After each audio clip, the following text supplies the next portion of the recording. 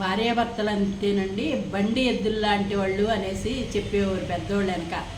మా ఇంట్లో పెద్దవాళ్ళు ఎక్కువగా ఉండేవారు, వాళ్ళు చెప్పేవారు అనమాట. మా అమ్మమ్మ వాళ్ళు అందరూ ఎలా అంటే బండి కట్టారనుకోండి, ఇలా కాడి పెట్టి రెండు తలకాయలు ఇలా పెట్టి మధ్యలోనేమో కూర్చుని తోలుతారు కదా.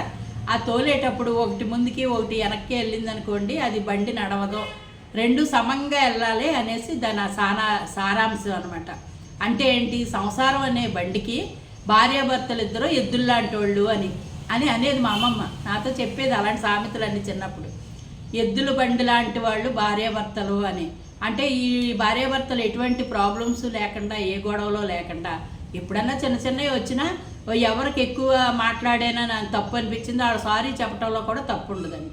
చక్కగా పొందిగ్గా ఎవరైతే భార్యాభర్తలు ఇద్దరు సంసారాన్ని, పిల్లల్ని, మన పరిసరాలని మనం కాపాడుకుంటామో అప్పుడు ఆ ఇంట్లో ఎటువంటి లోటుపాట్లు లేకుండా, పొరపచ్చాలు లేకుండా, కుటుంబంలోనూ అశాంతి లేకుండా ఉంటారు అని చెప్పేది. అంటే నిజంగానే కదండి. కాడెద్దులు లాంటి వాళ్ళు ఇద్దరు భార్యాభర్తలు ఇద్దరు అని. కాడెద్దులు అంటే అదే, బండెద్దులు అన్నా అదే, కాడెద్దులు అన్నా అదే.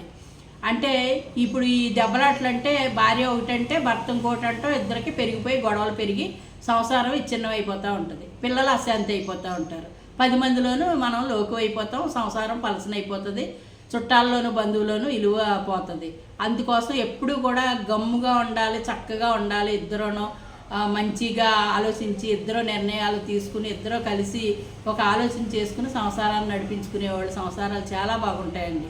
ఇద్దరు ఎగుడు దిగుడు కింద వెళ్ళారు అంటే కనుక ప్రాబ్లమ్స్ అయిపోతాయి, సంసారాలు బాగోవు. అలా వెళ్ళిన వాళ్ళు చాలామంది పాడైపోయిన వాళ్ళని కూడా చూశాను నేను. అలాగే ఎద్దులు బండి తోలేటప్పుడు ఇటు అటు కొడతారు, కర్ర పట్టుకుని, కౌసికర్ర పట్టుకుని కొడతారు. కౌసికర్ర అంటే అంత కర్ర ఉంటుంది, దానికి ఎంత తాళ్ళలో ఉంటుంది, అది కౌసికర్ర అంటారు. అది పట్టుకుని కొట్టేటప్పుడు ఎద్దులు రెండు సమంగా చక్కగా పరుగులు పెడతా ఉంటాయి. ఆ పరుగులు పెడితే బండి స్పీడ్గా అలాగే వెళ్ళిపోతూ ఉంటుంది, ఏకదాటిగాను. సంసారం కూడా అంతేనండి. బాగుందండి సామెత. మీ కామెంట్స్ తెలియచేయండి.